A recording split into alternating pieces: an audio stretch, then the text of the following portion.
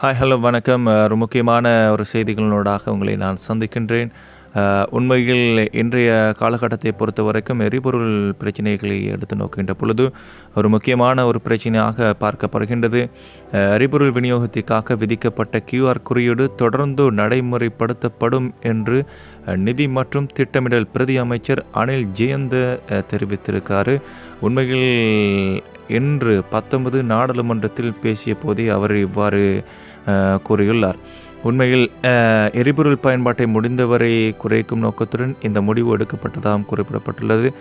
அதனைத் தொடர்ந்து எரிபொருள் விநியோகத்தின் கட்டுப்பாடு மற்றும் நிர்வாகத்தை மேலும் சீரமைக்க QR குறியீடு முறை பயன்படுத்தப்படும் என்றும் தெரிவித்துள்ளார். இதற்கமைய ஒவ்வொரு வகை வாகனத்திற்குமான எரிபொருள் ஒதுக்கீடு குறித்தும் அறிவித்துள்ளார்.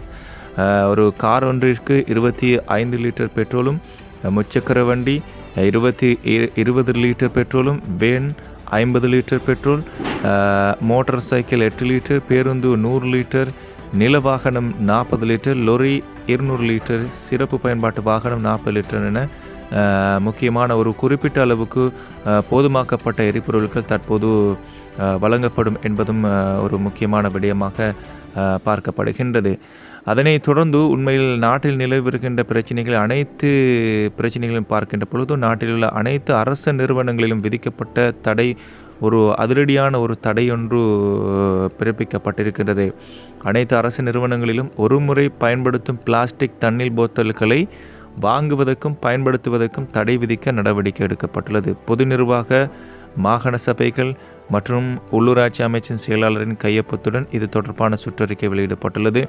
அதன்படி எதிர்வரும் மே 31 முதல் அனைத்து அரசு நிறுவனங்களிலும் ஒருமுறை பயன்படுத்தும் பிளாஸ்டிக் தண்ணீர் போத்தல்களை வாங்குவதற்கும் பயன்படுத்துவதற்கும் தடை விதிக்கப்படும் என்று கூறப்பட்டுள்ளது. அந்த சுற்றறிக்கையின்படி அரசு நிறுவனங்களுக்குள் ஒருமுறை பயன்படுத்தும் பிளாஸ்டிக்குகளின் பயன்பாட்டை தடுக்க நிறுவனங்களின் தலைவர்கள் நடவடிக்கை எடுக்க வேண்டும் எனவும் அறிவுறுத்தல் வழங்கப்பட்டுள்ளது. இந்த சுற்றறிக்கை அமைச்சகங்களின் செயலாளர்கள், மாகாண தலைமை செயலாளர்கள், துறை தலைவர்கள், கழகங்களின் தலைவர்கள் மற்றும் சட்டப்பூர்வ வாரியங்களுக்கு வழங்கப்பட்டுள்ளதாக தெரிவிக்கப்பட்டுள்ளது.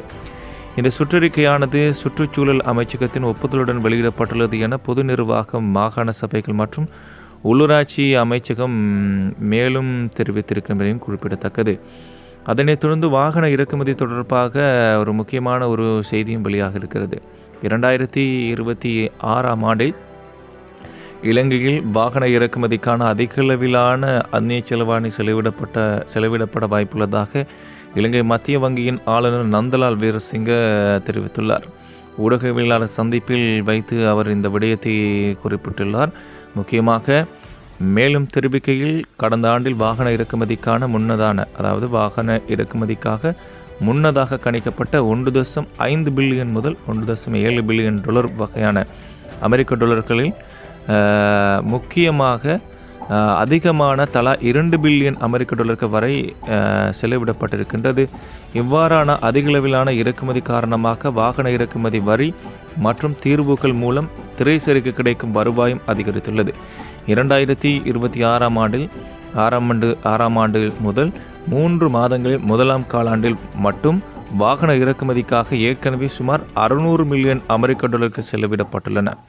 தற்போது நிலவும் இதே போக்கு இந்த ஆண்டின் எஞ்சிய மாதங்களிலும் தொடருமானால் 2026ஆம் ஆண்டின் இறுதிக்குள் மொத்த வாகன இறக்குமதி செலவு தோராயமாக 2.4 பில்லியன் அமெரிக்க டாலர்களை எட்டக்கூடும் என்றும் குறிப்பிடப்பட்டுள்ளது. இது கடந்த ஆண்டின் ஒட்டுமொத்த செலவினத்தையும் விட அதிகமாகும். நிதி அமைச்சானது கடந்த ஆண்டை விடவும் 2026இல் வாகன இறக்குமதி குறையும் என்று கணித்திருந்தது. எனினும் தற்போதைய தரவுகள் அந்த எதிர்பார்ப்புகளையும் தாண்டி இறக்குமதி அதிகரிக்கலாம் என்பதை காட்டுகிறது. இருப்பினும் இந்த வாகன இறக்குமதி அதிகரிப்பானது அரசாங்கத்தின் வருவாய் இலக்குகளில் எந்த ஒரு எதிர்மறையான தாக்கத்தையும் ஏற்படுத்தும் என்பதற்கான அறிகுறி எதுவும் தற்போது வரை இல்லை என அவர் சுட்டிக்காட்டியுள்ளார்.